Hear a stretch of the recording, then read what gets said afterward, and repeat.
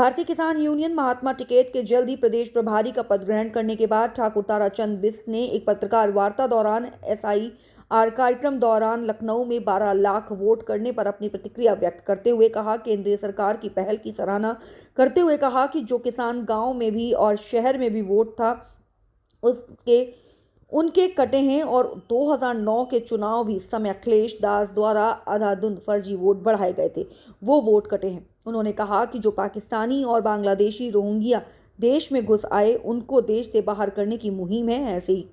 ऐसे ही किसान सम्मान निधि में फार्मर आई की युवा की खेतीबाड़ी में बढ़ती अरुचि और देश की सभी नदियों को जोड़ने पर जैसे ज्वलंत मुद्दों पर अपनी राय बेबाकी से रखी। लखनऊ से ज्ञानेश गुप्ता की एक खास रिपोर्ट। एसआईआर के बाद में 10 लाख से अधिक वोट काटे गए हैं, उसको आप किस तरीके से देखते हैं, क्या कुछ कहना चाहते हैं? जो 12 लाख वोट लखनऊ में कटे हैं, ये लोग अपने गांव में भी वोटर थे, यहाँ भी वोटर थे। और कुछ रोहिंग्या मुस्लिम ये 2009 में अखिलेश दास के चुनाव में अंधाधुंध उन्होंने क्योंकि जो निर्वाचन अधिकारी रिटायर्ड निर्वाचन अधिकारियों को उन्होंने रख दिया बिना कागजों के। उनके जो वोटर बने थे काफ़ी रोहिंग्या मुस्लिम और बांग्लादेशी इस तरह के ज़्यादातर मुस्लिम वो बने थे वोटर। तो वो वोटर कटे हैं, उससे कोई जो एक्चुअल है 1987 से जिनका रिकॉर्ड है उन्हीं को रखना चाहिए। जो बाहरी हैं उनको निकालना चाहिए देश से। कोई हमारा धर्मशाला थोड़ा हमारा देश जो ये यहाँ पर रह के वो करेंगे। तो इनको जो है किसी भी हाल में जो बाहरी रोहिंग्या मुस्लिम हैं या बांग्लादेशी हैं या पाकिस्तानी हैं जो वो हैं, इनको निकालना चाहिए। और दूसरी बात ये है कि जो बाहर पाकिस्तान से या बांग्लादेश से लड़के आते हैं यहाँ वो करके यहाँ की मुस्लिमों से शादी कर लेते हैं, बच्चे पैदा करके पाकिस्तान भाग जाते हैं, बांग्लादेश भाग जाते हैं। इस पर भी अंकुश लगना चाहिए। ये हमारे देश में कोई इनके लिए कोई ऐसा वो थोड़ा है। सर, अभी आप भानुगुट छोड़ के टिकैत गुट में आप प्रदेश अध्यक्ष का आपने पद संभाला है, तो आखिर क्या ये कारण रहा कि जो आपने भानुगुट छोड़ा? भानुगुट ने हमारे ऊपर एक यहाँ का जो वो है प्रदेश प्रभारी है, और इन लोगों का एक वो रहता है कि ये लोग पैसा लेके पद बांटते हैं। अगर एक जिले में इन्होंने 50 जिला अध्यक्ष बना दिए होंगे, पूरे प्रदेश में हजारों इन्होंने जिला महासचिव, हजारों उपाध्यक्ष, हजारों मुख्य महासचिव, इस तरह से पद जो पैसा देगा उनको पद देते हैं। यही इनकी रोजी रोटी। पद यात्रा के नाम पर, धरना प्रदर्शन के नाम पर पैसा लेते हैं, यही इनकी रोजी रोटी है। इसी से हम जो है इनके। और जो दूसरा हमसे कहते भी आपने अनियमितताएं की, कौन इनके हम संगठन में जो कोषाध्यक्ष थे जो हम इनके यहाँ अनियमितताएं हमसे पैसों की डिमांड कर रहे थे, हमने पैसा दिया नहीं। और इतनी बड़ी बड़ी मीटिंगें हमने कराई। भानु प्रताप सिंह जो है खुद पछता रहा होगा, अब जो है वो हमसे बात नहीं कर सकता है फ़ोन से, न फ़ोन रहा। हमारे कई पत्रकारों ने उनको फ़ोन किया और पूछा, वो कह रहे ऋषि मिश्रा जाने। अब खैर इनका वो अपना वो है, और अब इनकी वो भी है ये सब ये अपने उस पर जो है कहाँ पर क्या बोल रहे हैं उसको अब इतना वो भी नहीं रह गया है। और उम्र भी ज़्यादा हो गई। अब वो उम्र के हिसाब से वो कभी योगी जी को गाली देता है, कभी मोदी जी को गाली देता है। इस तरह का उसका आचरण है, उसका जुबान पर कोई कंट्रोल तो है नहीं। अच्छा सर, ये किसान सम्मान निधि है, उसके लिए अब केंद्र सरकार ने जो है फार्मर आईडी और आपका बनाने के लिए मतलब जरूरी कर दिया है। बहुत जरूरी है ये। हाँ। बहुत सही कदम है ये, बहुत सही कदम है। किसानों का जो जिनकी आय है, जो अधिया में खेत लेते हैं, जो बटाई पे खेत लेते हैं, जो किसान मजदूर हैं, इनकी हित के लिए भी सोचना चाहिए। भाई किसान जो एक्चुअल किसान है तो किसानी कर नहीं रहा है, किसानों को अधिया में दे देता है, या जो मजदूर किसान उनका ले लेते हैं।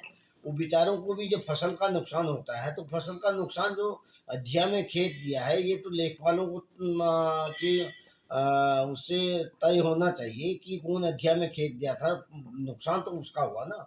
तो जो नुकसान हो वो किसान ने मिल के जो अधिया में जो उसमें खेत बटाई पे खेत लिए उनको, उन किसानों को उसका मुआवजा जो नुकसान होता है, दैवीय आपदा आती है या इस तरह की कई चीज़ें होती हैं, बाढ़ आ जाती है और ओलावृष्टि हो जाती है। इस तरह की तो वो जो किसान खेत में बटाई कर रहा है, जुताई वो कर रहा है, उसको नुकसान उसको मिलना सर चाहिए। टिकैत ग्रुप जो है वो अतिक्रमण हटाने की हमेशा मांग करता रहा है। कल ऐसी एक दुर्घटना हुई थी आपकी दिल्ली में, एक मस्जिद के पास से अतिक्रमण हटाया गया था और उसके बाद एक वर्ग ने कहा कि मस्जिद हटाई जा रही और उसके पीछे जिला प्रशासन ने पथराव भी किया था। ऐसा है, तो उस विषय पर क्या कहेंगे? ऐसा है, ये कभी इन्होंने कहा था पाकिस्तान लिया लड़ के, हिंदुस्तान लेके हंस के।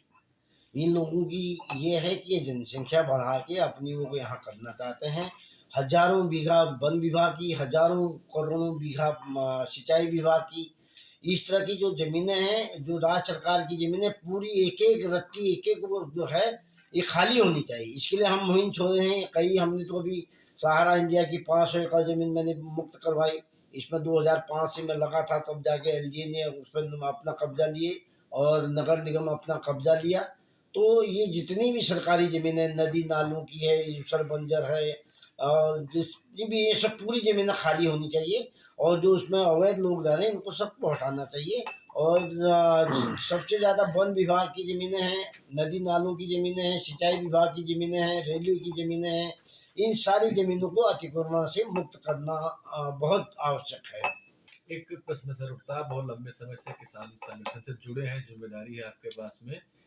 जो युवा पीढ़ी है खासकर गांव की, वो शहर की तरफ आ रही है और किसानों में उनकी जो है क्या कहते हैं, जो उनका लगाव है किसानी से हटता जा रहा है। इसको आप किस तरीके से देखते हैं कि आने वाले समय में किसानी योग्य जमीन और जो खाने वाली वस्तु है क्या महंगी होगी? इस पर क्या असर रहेगा? इसमें तो मैं ये कहना चाहूँगा, जो युवा पीढ़ी है इनको आना चाहिए। अधिकतर आ भी रहे हैं। ये सरकार को इसकी सरकार जो है अधिकारियों से इसकी जवाबदेही तय करे कि जिस ब्लॉक में या जिस तहसील में या जिस जिले में भी जिस तरह की मिट्टी है, अलग अलग मिट्टियों में अलग अलग उपज होती है, उसी मिट्टी में क्या उपज अधिक हो सकती है, उसकी जैविक खेती है, मोटा अनाज है, ये सब की उनको करना चाहिए।